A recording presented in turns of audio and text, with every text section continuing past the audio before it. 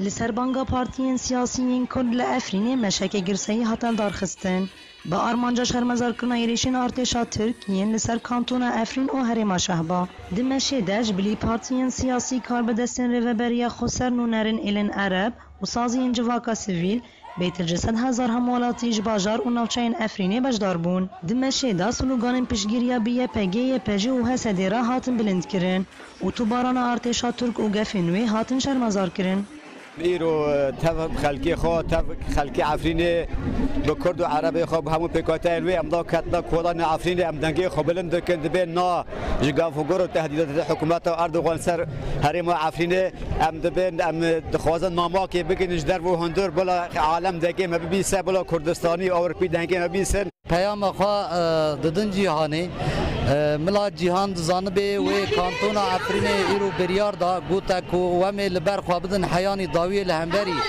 ایریشن کو دولت ترک دقازه سر کانتون پیک بینه بوم کرنا هزا خال سر سینور عفرینه یعنی از بجم اگر کو دیمن مشه بگینن جهان و جهان زانبه کو قرار بریار عفرینه چیه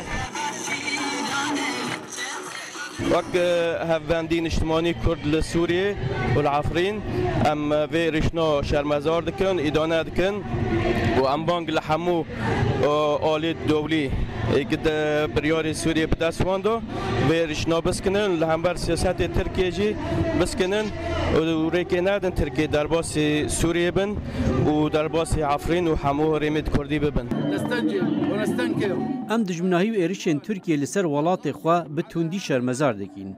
ام سون دخون ام لسر شوپا شهیدان بمشن. ام جه اردوغان را دبیجین. کی دزدریجی آخاوی ولاتی بکه ام به هر تشتی بها بر روانیا خوا بکن و رین دنوان. سرکفتن یا گله کرد بی.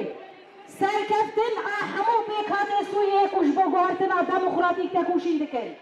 سرکفتن یا هزین دموکراتیک به کو ایرو. تل سر خود کاری بول هم در دشمنه مروواتی سر بکوی. پیل به ترجسد هزار کسی گله افرینی هرکی کلانن باجر و به یک دنگی نمای خو و گوتن. گله افرینی یکتیا خدا نشاندان و لهم بر ایریشن ارتشا ترک بریارداری خو آنی زمان. نوروز رشو دنگ امریکا افرین